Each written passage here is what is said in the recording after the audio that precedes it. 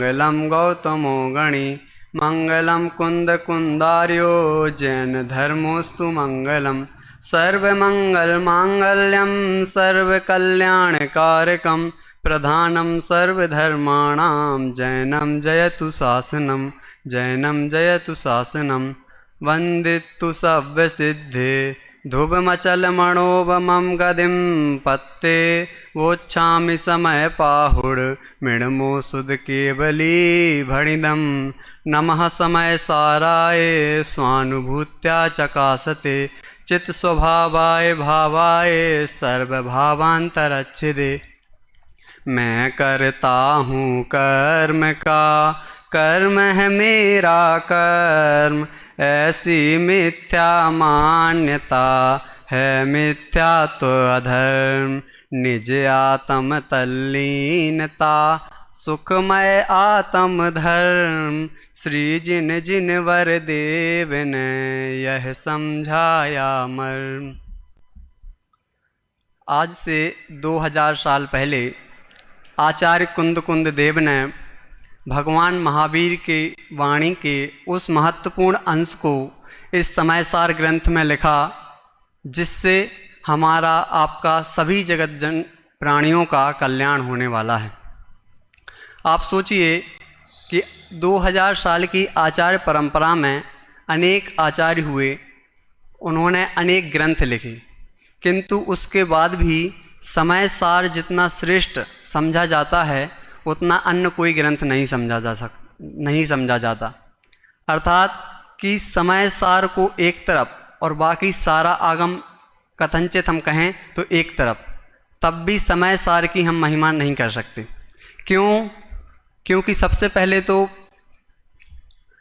प्रयोजनभूत चीज़ हर कोई चाहता है, अर्थात कि उस समय सार में उस शुद्धात्मा का वर्णन है। किस शुद्धात्मा का वर्णन? कि जिसके आश्रय से हम भगवान बन सकते हैं। आप सोचिए उस समय जब भगवान महावीर मोक्ष चले गए, 3 अनुबद्ध केवली हुए, वह भी मोक्ष चले गए, और लगभग 183 वर्ष में जितने भी आचार्य श्रुत केवली हुए वह सभी जा चुके थे। और लगभग उसके 600 वर्ष बाद आचार्य धर्षण ने जब आचार्य धर्षण के निमित्त से पुष्पदंत और भूतबली आचार्य ने सठखंडागम ग्रंथ की रचना की, तो उस समय सभी को क्या लगता होगा कि आत्मा कर्मों के कारण दुखी है। क्यों? क्योंकि अनादिकाल से हमें कर्मों का बंधन है और हम उससे मुक्त अभी तक हुए नहीं हैं, कर्मों के कारण दुखी हैं। तो ऐसे में धारा विरुद्ध रूप होकर आचार्य कुंद कुंद देव ने समय सार नामक ग्रंथ लिखा कि भाई कर्म ने तो तुम्हें अनादिकाल से आज तक छुआ ही नहीं, कि कर्म ने आज तक तुम्हें छुआ ही नहीं, एक द्रव्य दूसरे द्रव्य का कुछ कर ही नहीं सकता। ये तो तुम्हारी भूल है कि तुम उसे ऐसा मानते हो कि मैं इसका करने वाला हूँ, मैं इसका भोगने वाला हूँ, और यही तुम्हारी भूल है कि जिसके कारण तुम आज तक दुखी हो। समय सार को ग्रंथादिराज कहते हैं। उसके अनेक कारण भी हैं।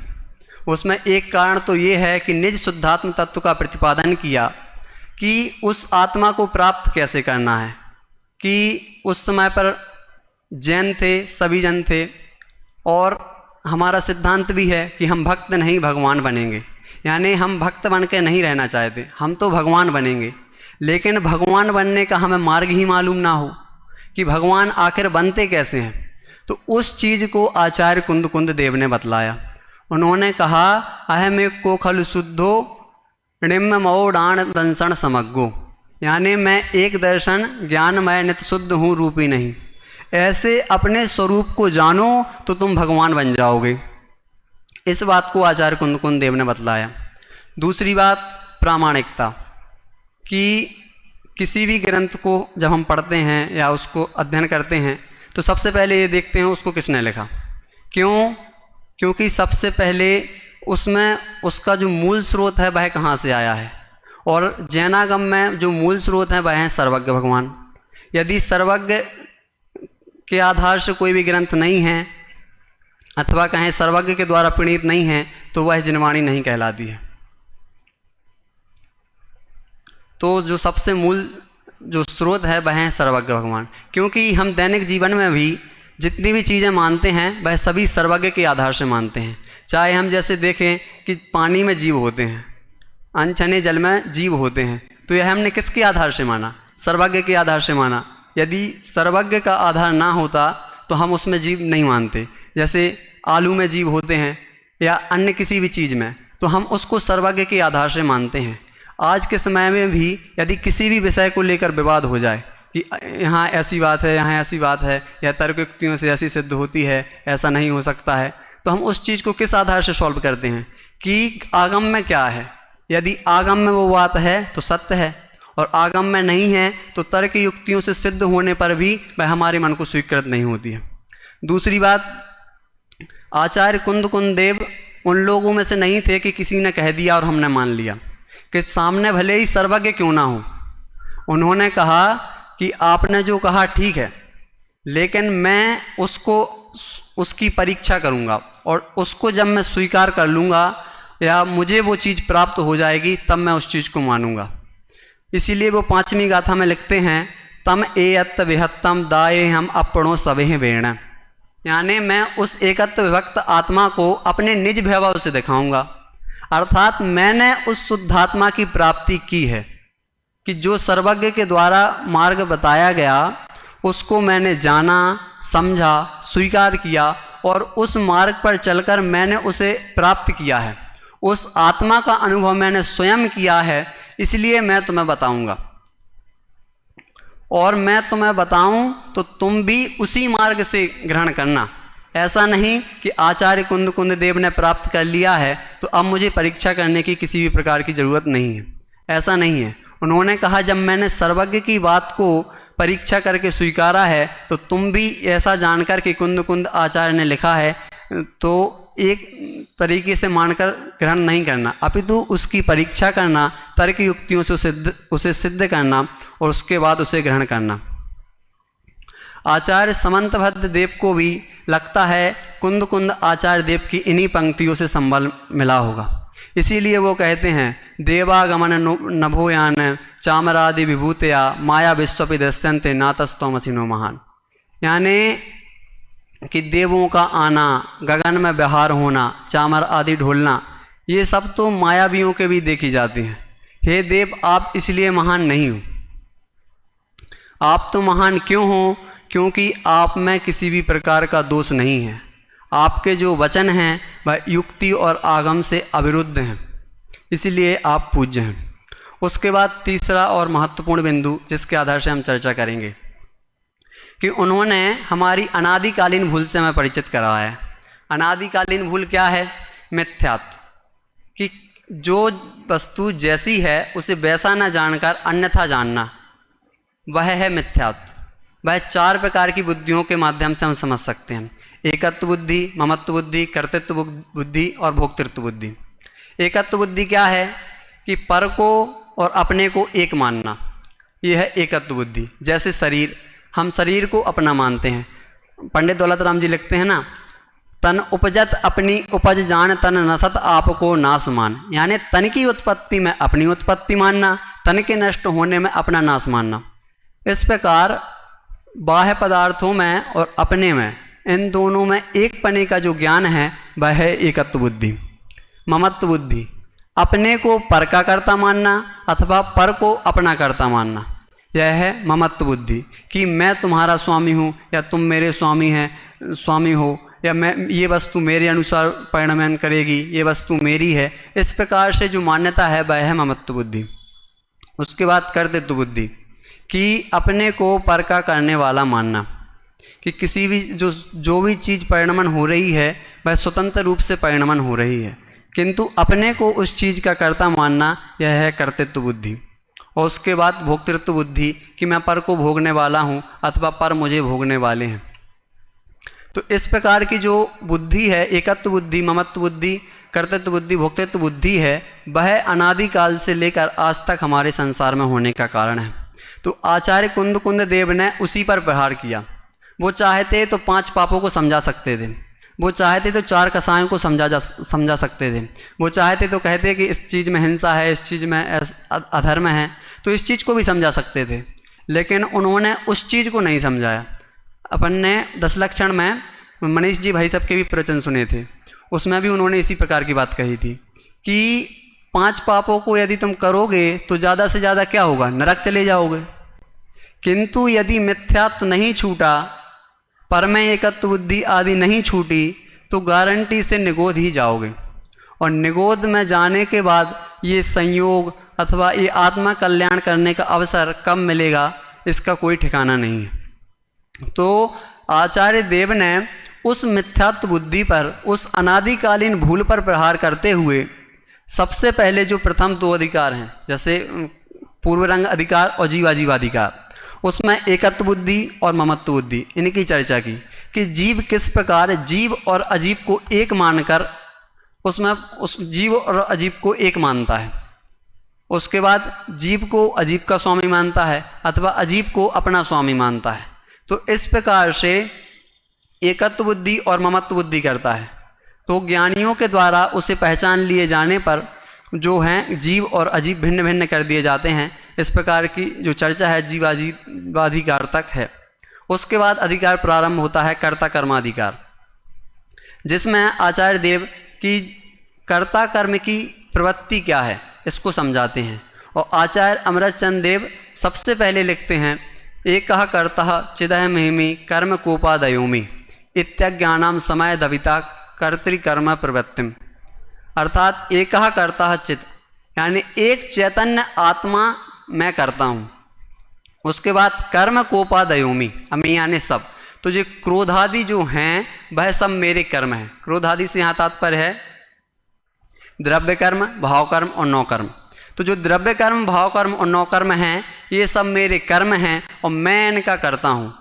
इति अज्ञानाम कर्ति कर्म प्रवृत्तिम, यानी यह अज्ञानियों की कर्ता कर्म की प्रवृत्ति है। और यह कब से है कि अनादि से, अनादि से कर्ता कर्म की प्रवृत्ति है कि मैं पर को करने वाला हूँ, मैं इन क्रोधादि भावों का करता हूँ। तो यह इस प्रकार से उन्होंने पहले कर्ता कर्म की प्रवृत्ति को बतलाया। उसके बाद 69वीं 70वीं गाथा में उसका कारण बतलाया, जिसकी चर्चा कल चेतन ने की थी। और उसका जो एक अंतिम बिंदु था उसकी चर्चा करना शेष रह गया था। सबसे पहले टीका में आचार्य अमृतचंद देव ने स्पष्ट किया कि किस प्रकार से ज्ञान और आत्मा का तादात्म्य संबंध है, यानी स्वरूप से ही संबंध है। तो ज्ञान आत्मा में प्रवर्ते, आत्मा ज्ञान में प्रवर्ते, कोई समस्या नहीं, क्योंकि वह तो उसका ही स्वरूप है। लेकिन गलती क्या है कि जो जिससे संयोग सिद्ध संबंध है, ऐसे कर्म को अपनापन मानकर या अपना मानकर उसमें अपनेपन रूप से परिवर्तन करता है, यह उसकी भूल है। और इसे ही कर्ता कर्म की प्रवृत्ति कहा। और उसका जो उससे निवृत्ति कैसी होगी उसकी चर्चा 71वीं गाथा में आएगी। 69वीं 70वीं गाथा का जो अंतिम पॉइंट रह गया था उसको हम देखते हैं। साचा अनेकात्मक एक संतानत्वेन निरस्त इतरेतराश्रय दोषः कर्तृकर्म प्रवृत्ति निमित्तस्य अज्ञानस्य निमित्तम। यानी स्थिति क्या है मैं आपको समझा देता हूँ। जैसे आचार्य देव ने कहा कि कर्ता कर्म की प्रवृत्ति के कारण क्या होता है, अज्ञान होता है, और अज्ञान के कारण क्या होता है, कर्ता कर्म की प्रवृत्ति होती है। तो वहाँ पर किसी ने प्रश्न उठाया कि कर्ता कर्म की प्रवृत्ति से अज्ञान और अज्ञान से कर्ता कर्म की प्रवृत्ति, ऐसे में तो इतरेतराश्रय दोष आएगा। तो आचार्य देव ने कहा कि इतरेतराश्रय दोष नहीं आएगा। क्यों? क्योंकि उसमें अनादि की जो है परंपरा है। अब उससे कैसे कि जैसे बीज है या वृक्ष और बीज का उदाहरण अनुशीलन में दिया है कि जैसे वृक्ष से जो बीज उत्पन्न हुआ, तो अब जो अगला वृक्ष उत्पन्न होगा वह उस वृक्ष के बीज से होगा। जो अगला वृक्ष होगा वह उसके अगले बीज से होगा। तो यानी एक चीज़ से दूसरी चीज़ और दूसरी चीज़ से तीसरी चीज़, तीसरी चीज़ से चौथी चीज़। इस प्रकार से उन्होंने सबसे पहले तो परस्पराश्रय दोष को निराकरण किया। तब फिर प्रसंग आया कि आप यदि एक चीज़ से दूसरी चीज़, यानी इसका सिद्धांत क्या है कि जो कर्म का बंधन हुआ वह पूर्व के अज्ञान से हुआ, किंतु जो पूर्व का अज्ञान है उसका कारण उसके पूर्व का बंधन है, और उस पूर्व के बंधन का कारण उसके भी पूर्व का अज्ञान है। तब ऐसे में कहा कि ऐसे में तो अनवस्था आएगी कि एक के आश्रय से दूसरा, दूसरा के आश्रय से तीसरा, तीसरे के आश्रय से चौथा। तो कहा अनवस्था दोष भी नहीं आएगा। क्यों? क्योंकि यह अनादि की संतति है, अनादि की परंपरा है, और अनादि की परंपरा में जो है अनवस्था दोष नहीं आता है। इस प्रकार से जो है अनवस्था दोष और इतरेतर आश्रय दोष का निराकरण यहाँ पर किया। उसके बाद 71वीं गाथा पर के आधार से अपनी चर्चा होनी है, जिसमें आचार्य देव सबसे पहले कहते हैं कदा अस्याः कर्तृकर्म प्रवृत्ति निवृत्ति इति चेत। इति चेत यानी यहाँ पर कोई कहता है, क्या कहता है? कदा अस्याः कर्तृकर्म प्रवृत्ति निवृत्ति, यानी कदा यानी कब, अस्याः यानी इसकी, जो यह कर्ता कर्म की प्रवृत्ति है इसकी निवृत्ति कब होती है। कि आपने सारा स्वरूप बतला दिया कि अनादिकाल से कर्ता कर्म की प्रवृत्ति है, उसके कारण हम दुखी हैं, किंतु ये तो बतलाओ कि इससे हम निवृत्त कैसे होंगे, इससे निवृत्त हम कब होंगे, 2 साल में, 5 साल में, 10 साल में, 1000 साल में, कब होंगे? तो कुंद कुंद आचार्य देव इसका क्या उत्तर देते हैं? जय्या इमेण जीवेण अपणो आसवाण यतहेव रादम हो दिविशेषंतरम तु तैयाण बंधो से।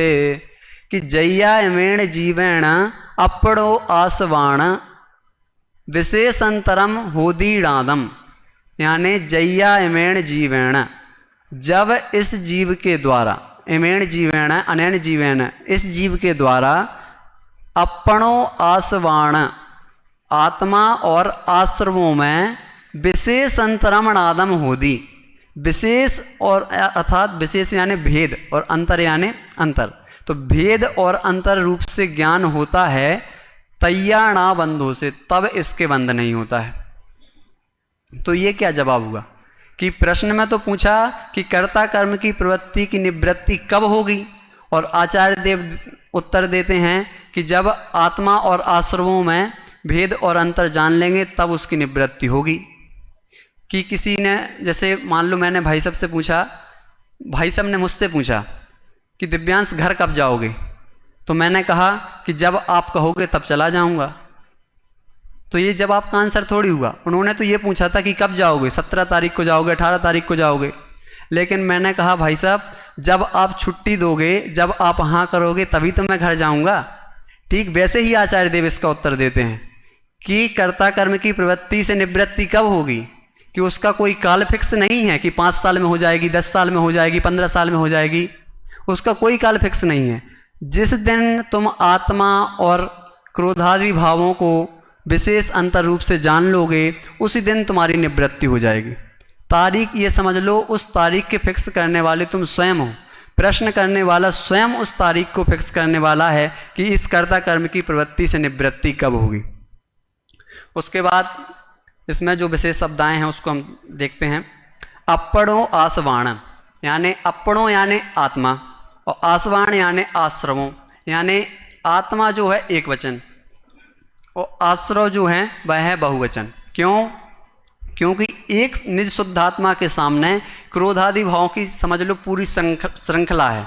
क्रोधादि में हम सभी भाव ले सकते हैं, और पहले अर्थ भी किया था मैंने, द्रव्य कर्म, भाव कर्म और नौकर्म, यानी जितने भी बाह्य पदार्थ हैं उन सब से हमें भिन्न जानना है।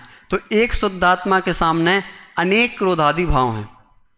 उसके बाद विशेष अंतरम रादम होदी, तो विशेष अंतरम, तो विशेष और अंतर, इसका जो खुलासा है कल चेतन ने भी किया था। विशेष यानी भेद जानना है, तो हमें ये भेद जानना है कि जीव और जो क्रोधादि भाव हैं वह भिन्न भिन्न हैं। अब भेद भी 2 प्रकार का होता है, प्रवचनसार में इसकी चर्चा आई है कि एक तो होता है पृथकत्व और एक होता है अन्यत्व। तो जिसमें प्रदेश भेद हो वह होता है पृथकत्व, पृथकत्व बोलते हैं उसको, और जिसमें प्रदेश भेद ना हो, स्वरूप भेद हो, उसे बोलते हैं अन्यत्व। तो जो क्रोधादि भाव हैं वह आत्मा से अन्यत्व हैं, ना कि पृथकत्व। क्यों? क्योंकि क्रोध जितने ही प्रदेशों में अपने आत्मा के प्रदेश हैं उन्हीं आत्मा के प्रदेशों में रागादि भाव भी हैं। तो जो रागादि भाव हैं वह आत्मा से अन्यत्व हैं, ना कि भिन्न, ना कि पृथकत्व।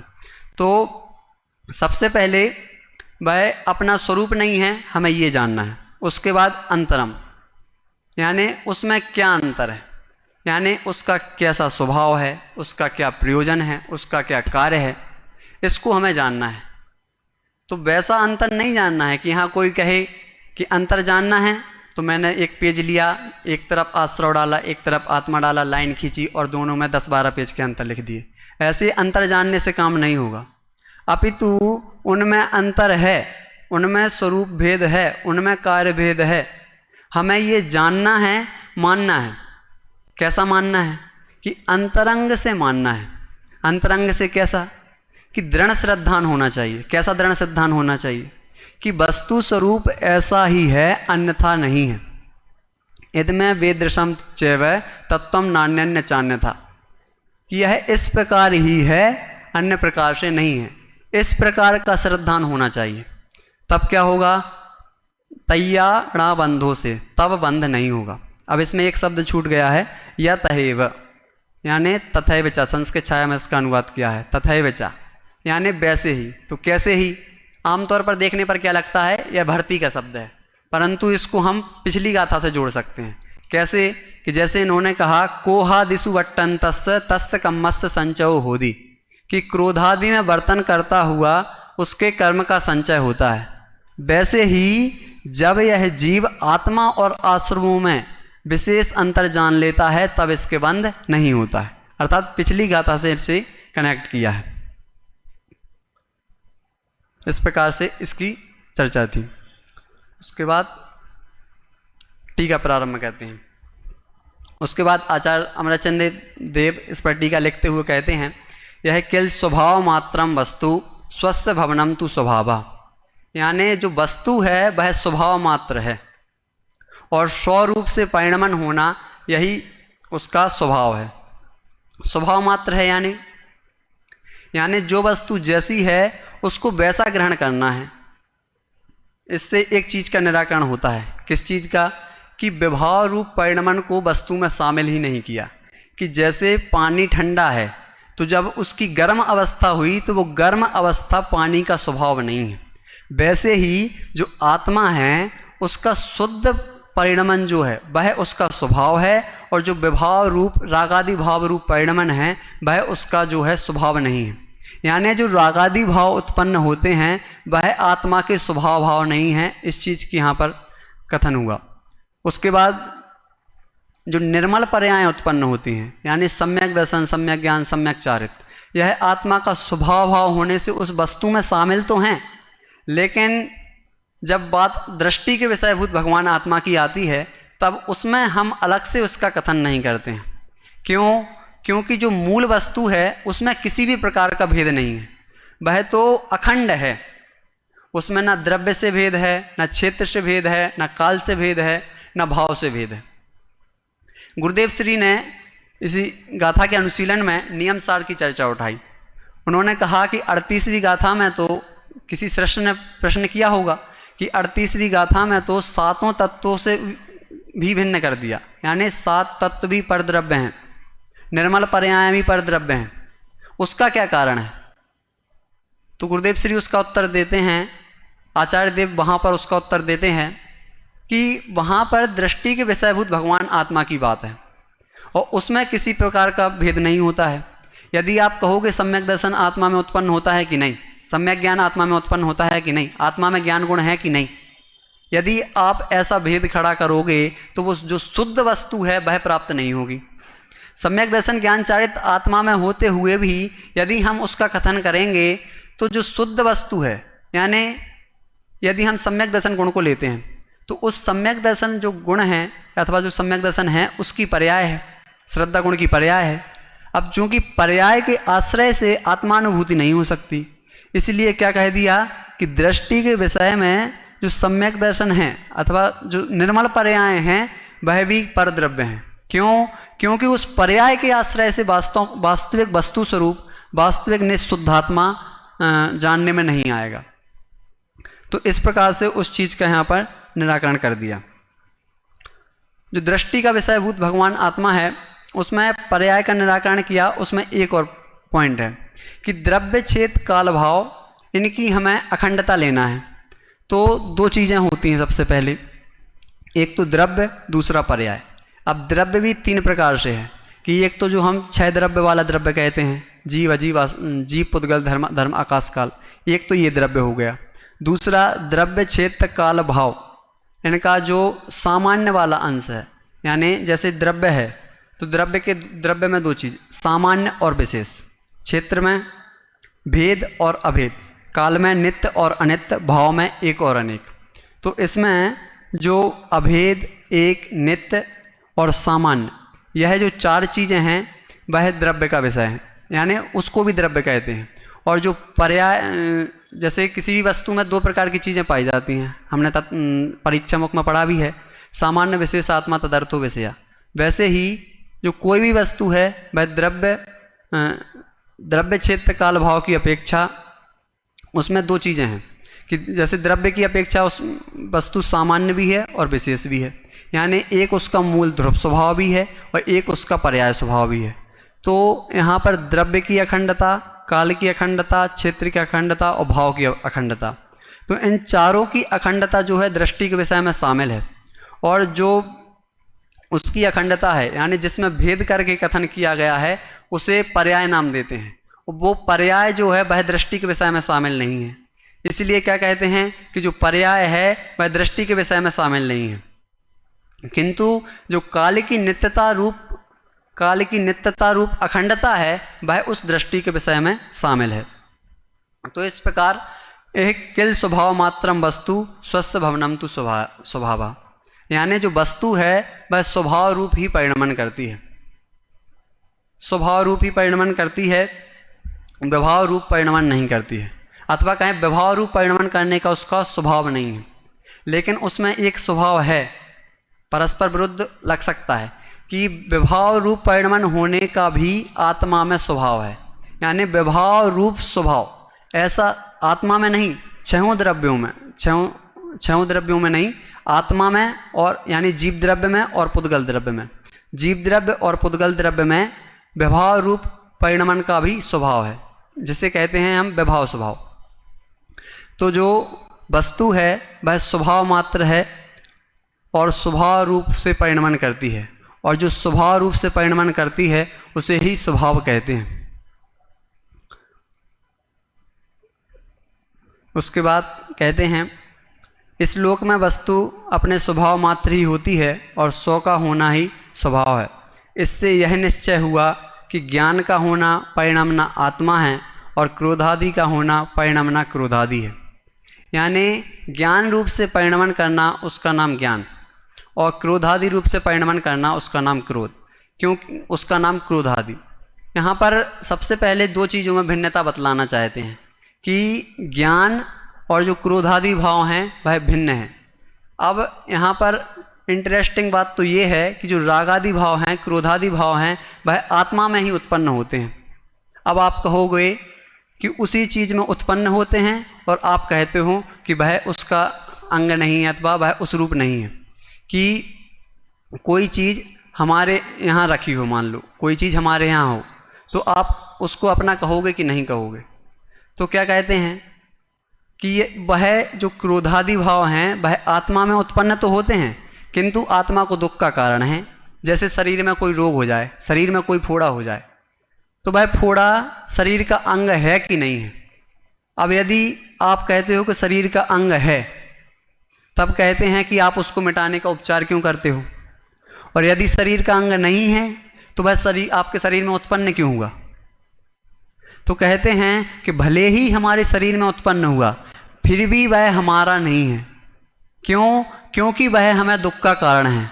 ठीक वैसे ही जो क्रोधादि भाव हैं वह उत्पन्न भले ही आत्मा में हुए हों, किंतु वह आत्मा के नहीं हैं। क्यों? क्योंकि वह आत्मा को दुख का कारण है, आत्मा को चतुर्गति में भ्रमण कराने वाले हैं।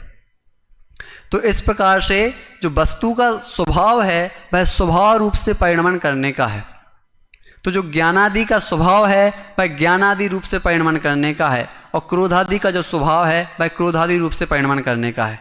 यानी दोनों का अपना अपना भिन्न भिन्न परिणमन है, स्वतंत्र परिणमन है।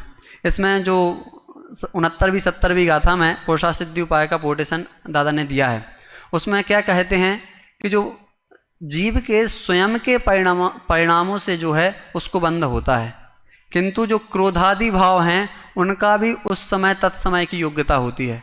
उपादान निमित्त के माध्यम से हम इसे समझ सकते हैं कि जीव के स्वयं के परिणामों से उसको रागादि भाव होते हैं, और जो क्रोधादि जो द्रव्य कर्म हैं उनका भी उस समय स्वयं की योग्यता से कर्म बंधन रूप परिणमन होता है। यानी दोनों चीज़ों का परिणमन जो है वह भिन्न भिन्न है, स्वतंत्र है। और जीव क्या मानता है, कर्ता कर्माधिकार का प्रकरण है कि मैं इनको करने वाला हूँ। अब आप सोचो कि शुभ भाव को वो राग भाव को करने वाला हूँ, यह किस प्रकार से मानेगा कि मैंने कोई भी शुभ भाव किया अथवा अशुभ भाव किया, पाप भाव किया, तो मैं क्या मानता हूँ, ये मैंने किया। जब हमारा स्वभाव ही पाप भाव करने रूप नहीं है तो उसको अपना मानना यह वास्तव में हमारी भूल है, और इसके कारण हम दुखी हैं। और यह कर्ता कर्म की प्रवृत्ति है जिसकी निवृत्ति आचार्य देव इसमें इस गाथा के माध्यम से आगे कहेंगे। आगे की जो टीका है उसकी चर्चा हम कल करेंगे। आज की चर्चा यहीं पर समाप्त करते हैं।